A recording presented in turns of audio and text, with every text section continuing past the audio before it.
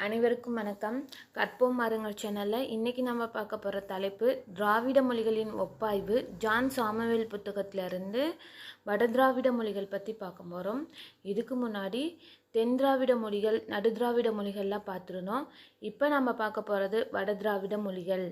அதில் வடதிராவிட மொழிகள்னு எந்தெந்த மொழியை சொல்கிறோம் அப்படின்னு பார்த்தோன்னா பிராக்குயி, மால்டோ, குரூக் இந்த 3 மொழிகளும் தான் என்னென்னா வடதிராவிட மொழிப்பிரிவில் அடங்கும்னு சொல்லியிருக்காங்க.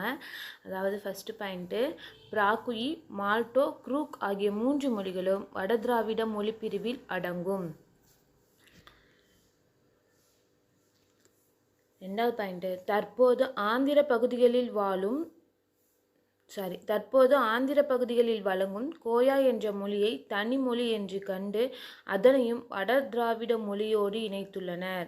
இப்போ நாம் 3 மொழி பார்த்தோம், பிராக்குயி, மால்டோ, குரூக். இது 3ம் வட திராவிட மொழின்னு. ஆனால் ஆந்திர பகுதியில் வழங்குகிற கோயா மொழியையும் தனி மொழி அப்படின்னு சொல்லி கண்டுபிடிச்சி அதையும் வட திராவிட மொழியோடு இணைச்சிருக்காங்க அப்படின்னு சொல்கிறாங்க. ஆனால் சிலர் என்ன சொல்கிறாங்கன்னா கோயா மொழி கோண்டி மொழியோட வட்டார வழக்கு அப்படின்னு சொல்கிறாங்க. அதனால அதை நம்மளுக்கு இங்கே கொடுக்கல. வட திராவிட மொழி அப்படின்னா பிராக்குயி, மால்டோ, குரூக் 3 தான் கொடுத்துருக்காங்க. கோயாவை சொல்லியிருக்காங்க, ஆனால் அது கோண்டி மொழியோட வட்டார வழக்கு அப்படின்னும் நிறைய பேர் கருதுறாங்க அப்படின்னு சொல்லியிருக்காங்க. 4வது பாயிண்ட்டு, 1961ஆம் ஆண்டு கணக்கெடுப்பின்படி வடதிராவிட மொழிகளை பேசுவோரின் எண்ணிக்கை. 1961ஆம் ஆண்டு கணக்கெடுப்பின்படி வடதிராவிட மொழிகளை பேசுவோரின் எண்ணிக்கை, குரூக் மொழி 11.4 லட்சம் பேர் பேசுகிறாங்களாம். குரூக் மொழி 11.4 லட்சம். மால்டோ 90,000. மால்டோ மொழி பேசுகிறவங்களோட எண்ணிக்கை 90,000. பிராக்குயி மொழி பேசுகிறவர்களோட எண்ணிக்கை 3 லட்சம். பிராக்குயி மொழி பேசினவங்களோட எண்ணிக்கை 3 லட்சம். 5வது பாயிண்ட்டு, டாக்டர் கால்டுவெல் ஓரோவன் என்று குறிப்பிட்ட மொழி குரூக். இந்த கொஷின் ரொம்ப முக்கியம். டாக்டர் கால்டுவெல் ஓரோவன் என்று குறிப்பிட்ட மொழி குரூக். 6வது பாயிண்ட்டு, பீகார், அஸ்ஸாம், வங்காளம், மத்திய பிரதேசம் ஆகிய பகுதிகளில் பரந்து வாழ்கின்ற மக்கள் பேசும் மொழி குரூக். அதாவது பீகார், அஸ்ஸாம், வங்காளம், மத்திய பிரதேசம் இங்கே வாழ்கிற மக்கள் பேசுகிற மொழிக்கு பேர் என்னன்னு பார்த்தோன்னா குரூக் அப்படின்னு சொல்கிறாங்க. குரூக் மக்களை பற்றிய குறிப்புகளை வங்காள மக்களின் வரலாறு என்ற நூலாக எழுதியவர் பேராசிரியர் கொலோனல் டால்டன்.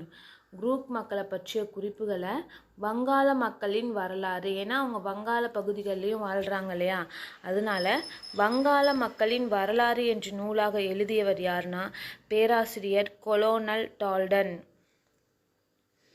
8வது பாயிண்ட்டு, குரூக் மொழிக்கு இலக்கணம் எழுதியவர் எஃப் பட்சச். குரூக் மொழிக்கு இலக்கணம் எழுதியவர் எஃப் பட்சச். 9வது பாயிண்ட்டு, இம்மக்களுக்கும் மால்டோ மொழி பேசும் மக்களுக்கும் இடையே மிகுந்த தொடர்புள்ளதாக டாக்டர் கால்டுவெல் கூறி செல்கின்றார். அதாவது குரூக் மொழி பேசுகிற மக்களுக்கும் மால்டோ மொழி பேசும் மக்களுக்கும் இடையே மிகுந்த தொடர்பு இருக்குது அப்படின்னு சொல்கிறவங்க யாருன்னா டாக்டர் கால்டுவெல். 11வது பாயிண்ட்டு, குரூக் மொழிக்குரிய அகராதி ஒன்றினையும் இலக்கண நூல் ஒன்றினையும் 1924ஆம் ஆண்டில் தயாரித்து வெளியிட்டவர் பேராசிரியர் ஏ. கிரிக்நாட். அதாவது குரூக் மொழிக்குரிய அகராதி டிக்ஷனரியையும் இலக்கணத்தையும் எழுதி 1924ஆம் ஆண்டில் வெளியிட்டவர் பேராசிரியர் ஏ. கிரிக்நாட். 12வது பாயிண்ட்டு, பீகார், மேற்கு வங்காளம் ஆகிய பகுதிகளில் வாழ்கின்ற மக்கள் பேசும் மொழி மால்டோ மொழி. பீகார், மேற்கு வங்காளம் ஆகிய பகுதிகளில் வாழ்கின்ற மக்கள் பேசும் மொழி மால்டோ மொழி. 13வது பாயிண்ட்டு, மால்டோ மொழியின் சொற்கள் பலவற்றை பேராசிரியர் PH ஹாட்சன், கேம்பல் போன்றோர் தொகுத்துள்ளனர். 2 பேர், ஹாட்சன் ஒருத்தவங்க, கேம்பல் ஒருத்தவங்க, 2 பேரும் மால்டோ மொழியோட சொற்கள் பலவற்றை தொகுத்திருக்காங்க அப்படின்னு சொல்கிறாங்க. 14வது பாயிண்ட்டு, மால்டோ மொழி ஆய்விற்கு எர்னஸ்ட் ட்ரோசஸ் என்பவர் 1884ஆம் ஆண்டில் எழுதி வெளியிட்டுள்ள மால்டோ மொழி அறிமுகம் என்ற நூல் பெரிதும் துணை செய்கின்றது. மால்டோ மொழியோட ஆய்விற்கு எது பெரிதும் துணை செய்வது அப்படின்னா எர்னஸ்ட் ட்ரோசஸ் அப்படிங்கிறவர் எழுதிய மால்டோ மொழி அறிமுகம் அப்படிங்கிற நூல் பெரிதும் துணை புரியுது அப்படின்னு சொல்கிறாங்க. இது எந்த ஆண்டு வெளியிட்டிருக்காங்கன்னா 1884ஆம் ஆண்டு. எர்னஸ்ட் ட்ராசஸ் மால்டோ மொழி அறிமுகம் 1884ஆம் ஆண்டு. 15வது பாயிண்ட்டு, மால்டோ மொழியை பேசும் மக்கள் தங்களை மாலர் என்று அழைக்கின்றனர். மால்டோ மொழியை பேசும் மக்கள் தங்களை மாலர் என்று அழைக்கின்றனர். மாலர்னா மனிதர்கள். மால்டோ மொழியை பேசும் மக்கள் தங்களை மாலர் என்று அழைக்கின்றனர். 16வது பாயிண்ட்டு, மால்டோ மொழியை ஆராய்ந்த கிரியர்சன் மாலர் எனும் சொல் மலை எனும் சொல்லின் அடியாக பிறந்தது என்றும் மாலர் என்பது மலைமனிதர்கள் என்னும் பொருளுடையது என்றும் குறிப்பிடுகின்றார்.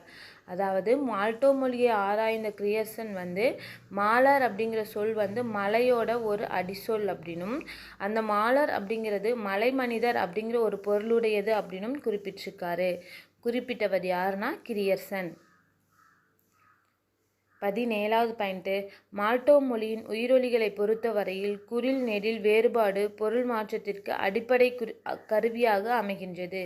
மால்டோ மொழியோட உயிரொலிகளை பொறுத்த வரைக்கும் குறில் நெடில் வேறுபாடு தான் ஒரு சொல்லோட பொருள் மாற்றத்துக்கு அடிப்படையாக அமையுது அப்படின்னு சொல்லியிருக்காங்க. 18வது பாயிண்ட்டு, உயிரொலிகள் சொற்கள் எல்லா இடங்களிலும் இடம்பெறுகின்றன. உயிரொலியோட சொற்கள் பார்த்தோன்னா எல்லா இடங்களிலும், அதாவது சொல்லோட முதல்லையும் இடையிலையும் கடைசியிலையும் எல்லா இடங்கள்லையும் இடம்பெறுது அப்படின்னு சொல்லியிருக்காங்க. 19வது பாயிண்ட்டு, நெடில் உயிரொலிகள் மொழியின் இறுதியில் இடம்பெறுவது கிடையாது. நெடில் உயிரொலிகள் மொழியின் இறுதியில், அதாவது சொல்லோட இறுதியில் நெடில் உயிரொலிகள் இடம்பெறாது. என்ன மொழியிலன்னு பார்த்தோன்னா மால்டோ மொழியில். 20வது பாயிண்ட்டு, தடையொலிகள் உரசொலிகள் மூக்கொலிகள் வருடொலிகள் பிரிவழி ஒலிகள் ஆடொலிகள் இடையுயிர்கள் என்று மால்டோ மொழியின் மெய்யொலிகள் 7ஆக கூறுபடுத்தப்படுகின்றன.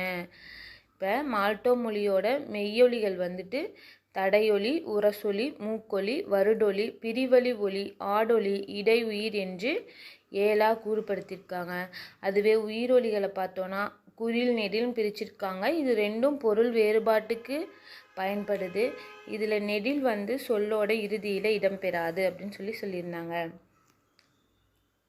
21வது பாயிண்ட்டு, மால்டோ மொழியில் உயிர்ப்பொலிகள் இடம்பெறவில்லை. மால்டோ மொழியில் உயிர்ப்பொலிகள் இடம்பெறவில்லை.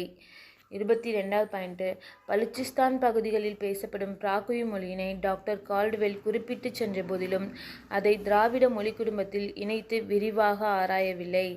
கால்டுவெல் என்ன பண்ணியிருக்காருன்னா அவரோட நூலில் மொழிகளை பற்றி எழுதும்போது பிராகுயி மொழி பற்றி சொல்லியிருக்காரு, ஆனால் விரிவாக விளக்கலை அப்படின்னு சொல்லியிருக்காங்க. அதான் பலுச்சிஸ்தான் பகுதியில் பேசப்படும் பிராகுயி மொழியினை டாக்டர் கால்டுவெல் குறிப்பிட்டு சென்ற போதிலும் அதை திராவிட மொழி குடும்பத்தில் இணைத்து விரிவாக ஆராயவில்லை அப்படின்னு சொல்லியிருக்காங்க. 23வது பாயிண்ட்டு, டென்னிஸ் டி.எஸ். பிடே என்பவர் பிராகுயி மொழியை திராவிட மொழி குடும்பத்தை சார்ந்த மொழி என்று நிறுவினார். ஃபஸ்ட்டு குறிப்பிட்டவர் பிராகுயி, ஆனால் அதை நல்லா ஆழ்ந்த ஆராய்ச்சி பண்ணவர் யாருன்னா டென்னிஸ் டி.எஸ். பிடே அப்படிங்கிறவர் தான் திராவிட மொழி குடும்பத்தை சார்ந்த மொழி அப்படின்னு நிறுவியிருக்காரு. 24வது பாயிண்ட்டு, பேராசிரியர் யமனோ 1962ஆம் ஆண்டில் பிராகுயி மொழி வட திராவிட உட்பிரிவை சார்ந்தது என்று தெளிவாக விளக்கினார். திராவிட மொழி குடும்பத்தை சேர்ந்ததுன்னு சொன்னவர் யாருன்னு பார்த்தோன்னா பிடே, டி.எஸ். பிடே அப்படிங்கிறவர். நூலில் சொன்னவர் கால்டுவெல், அது திராவிட மொழி குடும்பத்தை சார்ந்ததுன்னு சொன்னவர் டி.எஸ். பிடே. அதுவே வட திராவிட உட்பிரிவை சார்ந்ததுன்னு சொன்னவர் பேராசிரியர் யமனோ. எந்த ஆண்டுன்னு பார்த்தோன்னா 1962. 25வது பாயிண்ட்டு, மூல திராவிட மொழியிலிருந்து முதல் நிலையில் பிரிந்த மொழி பிராகுயி மொழியாகத்தான் இருக்க வேண்டும் என்று பொதுவாக கருதப்படுகிறது. மூல திராவிட மொழியிலிருந்து ஃபஸ்ட்டு பிரிஞ்ச மொழி எதுன்னு பார்த்தோன்னா பிராகுயி மொழியாக தான் இருக்கணும் அப்படின்னு நினைக்கிறாங்க. 26வது பாயிண்ட்டு, திராவிட மக்களும் பிராகுயி மக்களும் ஒரே இனத்தவர் என்று கொள்வதற்கு ஏற்புடைய சான்றுகள் இல்லை எனினும் திராவிட மொழியை பேசுவோரின் கலப்பு அவர்களிடையே ஏற்பட்டிருக்க வேண்டும் என்று ராமச்சந்திர தீட்சிதர் கருதுகின்றார். திராவிட மக்களும் பிராகுயி மக்களும் ஒரே இனத்தவர் என்று கொள்வதற்கு ஏற்புடைய சான்றுகள் இல்லை எனினும் திராவிட மொழியை பேசுவோரின் கலப்பு அவர்களிடையே ஏற்பட்டிருக்க வேண்டும் என்றும் கருதுகிறவர் யாருன்னா ராமச்சந்திர தீட்சிதர். பிராகுயி மொழி பற்றி ஆய்ந்து பேராசிரியர் யமனோ பல கட்டுரைகளை வெளியிட்டுள்ளார். பிராகுயி மொழி பற்றி ஆய்ந்து பேராசிரியர் யமனோ பல கட்டுரைகளை வெளியிட்டுள்ளார். இன்றைக்கி நம்ம வடதிராவிட மொழிகள் பற்றி 27 கொஷின் பார்த்துருக்கோம். இதுக்கப்புறம் அடுத்த வீடியோவில் பார்ப்போம். இது வரைக்கும் திராவிட மொழிகளின் ஒப்பாய்வு ஜான் சாமுவேல் புத்தகத்திலேருந்து பார்த்த அனைத்து பாடங்களுக்கான வீடியோவும் இந்த வீடியோவுக்கு கீழே டிஸ்கிரிப்ஷனில் ஆட் பண்ணியிருக்கோம். அதை கண்டிப்பாக பயன்படுத்திக்கோங்க. அனைவருக்கும் நன்றி. வணக்கம்.